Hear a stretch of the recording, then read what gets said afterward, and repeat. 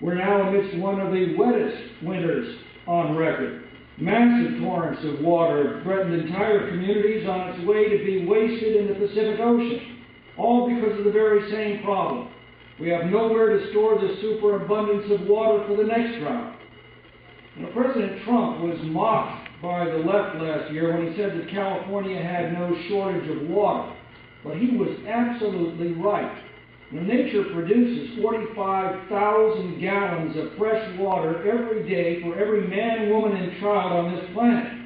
The problem is that water is unevenly distributed over both time and distance. We build dams to transport water from wet years into dry years. We build aqueducts to transport water from wet regions to dry regions. Droughts are nature's fault. They happen. But water shortages are our fault. Water shortages are a choice we made a generation ago when we stopped building dams and aqueducts to meet the needs of a growing population. We haven't built a major reservoir over 1 million acre-feet in this state since the New Melones was completed in 1979, and meanwhile, our state's population has nearly doubled. I might also add, monsoons are also nature's fault. They also happen.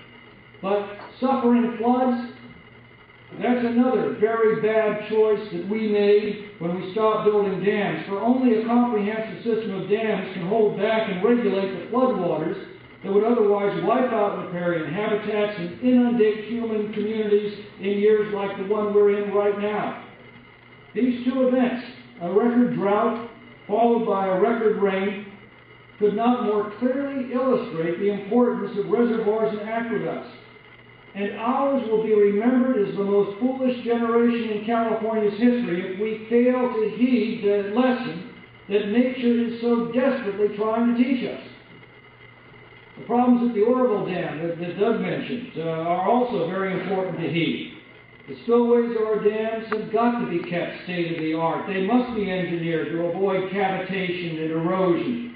And the fact that Oroville had an inadequate channel on its main spillway and an emergency spillway that emptied on the barren ground was an inexcusable lapse of engineering that must be corrected and never be repeated for every dam in the country. But we also need to recognize that the Oroville Dam structure itself was never threatened, and all of the lurid tales of an imminent collapse were, as Doug put it, so much fake news. The spillway structure was threatened. Its failure certainly would have endangered lives and caused widespread property damage, but nothing on the scale of a dam collapse. And after every technological failure, we determine the causes and correct them to assure that all of our future projects will be safer for them.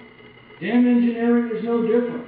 And the lessons we've learned over millennia of experience mean that our modern dams have never been safer. Unless we forget, had the authorized Marysville Dam been completed, flood management options would have been greatly enhanced for this region. And also, lest we forget, without our current system of dams, a year like this would have produced catastrophic flooding throughout this entire region, inundating entire communities and wreaking billions of dollars of damage. In a region like ours, prone to cycles of floods and droughts, and facing growing needs to meet human and environmental needs, new dams have never been more necessary, both to assure safety during flood years and abundance during drought years. And in a new administration dedicated to an infrastructure renaissance, these projects, which can be financed in a manner that costs taxpayers nothing, should be the first on the list.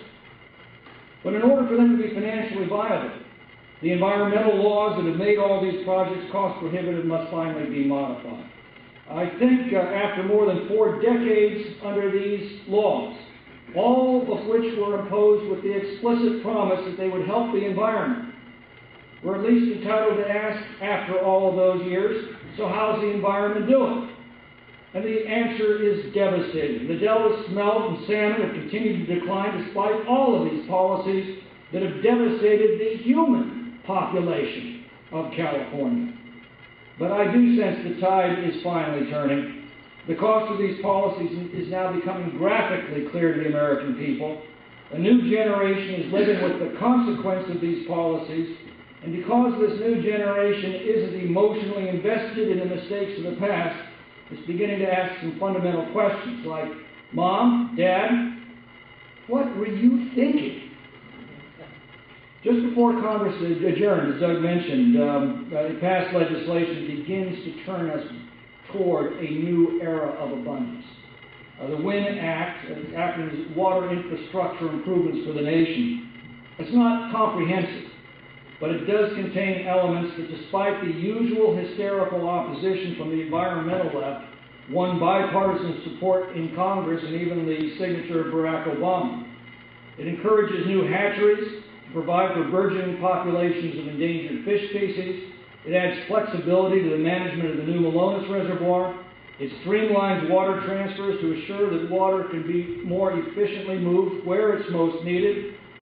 I was really struck and fearful in terms of what happened with Oroville Dam and the fact that 200,000 people were in peril, and to see them loaded up on those freeways, as Doug had said, that is frightening to think about. And I think it freaked out every person that was on that highway in terms of what could happen if our infrastructure fails. And I think it's incumbent on us as Republicans to convince our colleagues across the aisle.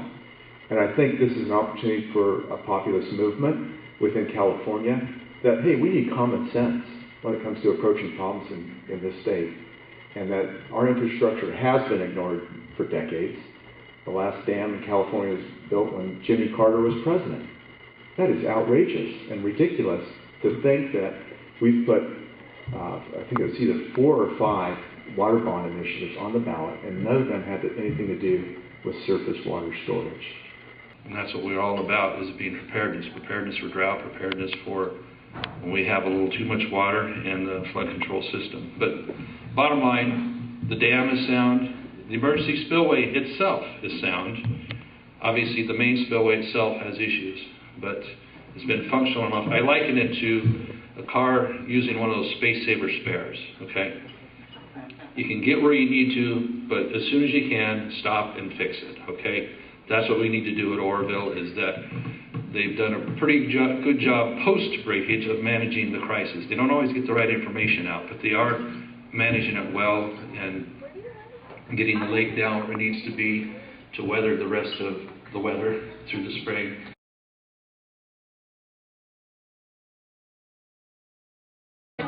Check your tires before you take off. Oh, geez. Because they might be propping up a nail, you know, if you back up, without popping them. And I don't doubt it. I could see that. I wouldn't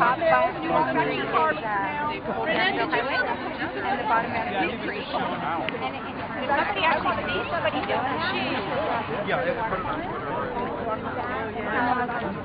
That was a good warning.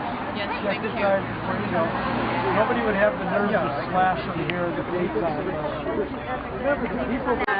Chain of events got an appointment with Lawmakers later on today at noon.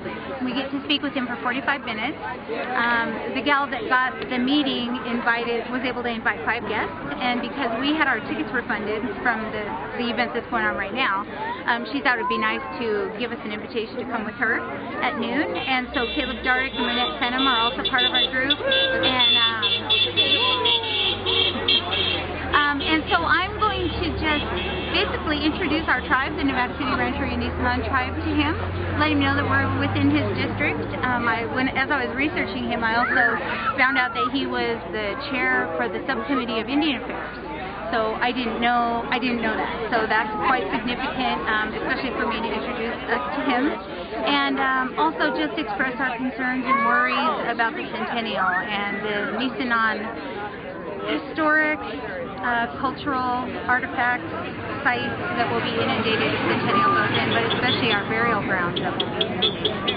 So we've been throwing around the little sentence, no grave water, to sort of sway people away from, liking the idea of the museum.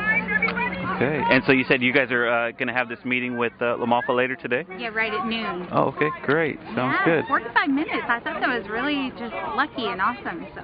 Great. Well, good luck with that, and Thank you. you.